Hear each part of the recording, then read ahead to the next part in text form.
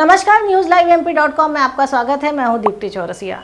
newsliveMP.com में हम अक्सर आपको खबरें बताते हैं, खबरें जो राजनीति से जुड़ी हैं, खबरें जो समाज से जुड़ी हैं और खबरें वो जो क्राइम से जुड़ी हैं। लेकिन आइए आज हम आपको एक स्टोरी सुनाते हैं और ये स्टोरी है राजा की कहानी। एक था राजा। अब आप सोचेंगे कि किसी बहुत पुराने जन्म की स्टोरी सुनाई जा रही है, क्योंकि राजा रानी का समय बीते भी अरसा हो चुका है। लेकिन ऐसा नहीं है, हम आज के राजा की कहानी सुना रहे हैं। राजा अपनी हत्या के बाद एक कहानी बना, मीडिया की सुर्खियां बना, और एक राजा की हत्या में 8 लोग शामिल थे।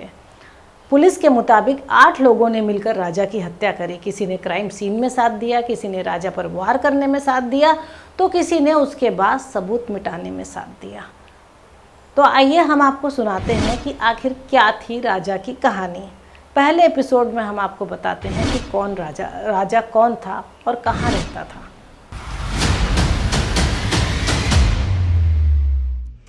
चलिए शुरू करते हैं राजा की कहानी। राजा का पूरा नाम था राजा रघुवंशी और वह इंदौर के कैंट रोड का रहने वाला था। और राजा की रानी का नाम है सोनम रघुवंशी। वो इंदौर के कुशवाहा नगर की रहने वाली है। दोनों की शादी 11 मई को तय हुई और 11 मई को आम शादियों की तरह कुछ नाते रिश्तेदारों के बीच में, कुछ मित्रगणों के बीच में दोनों की शादी धूमधाम से हो गई।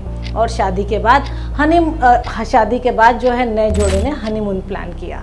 जब हनीमून प्लान हुआ तो राजा और सोनम ने ये प्लान करा कि वो मेघालय के शिलोंग जाएंगे।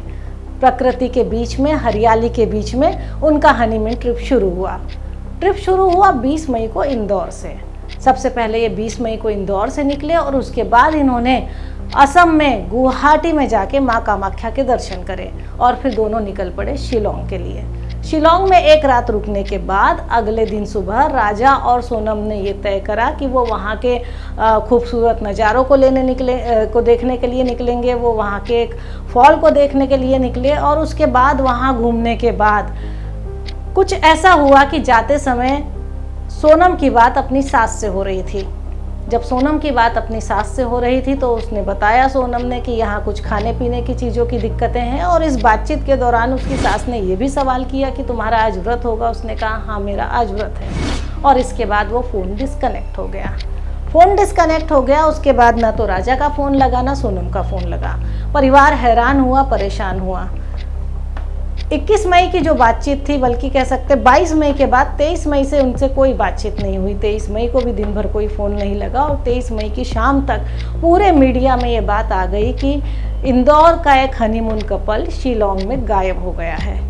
गायब होने की खबर जैसे ही आई, जो है पूरे मंत्री, संतरी, मुख्यमंत्री सभी ने सोशल मीडिया पर ट्वीट करके अपनी चिंता जाहिर करी और परिवार को ये भरोसा दिलाया कि राजा और सोनम को जल्दी से जल्दी ढूंढा जाएगा। राजा और सोनम दोनों ही लापता थे।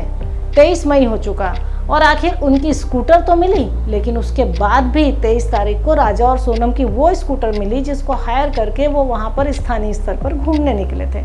लेकिन उसके बाद भी न राजा का फ़ोन लगा न सोनम का फ़ोन लगा। परिवार की चिंता लगातार बढ़ती रही और उसके बाद दोनों की कहानी मीडिया में भी आना शुरू हो गई कि आखिर कहाँ है राजा और सोनम।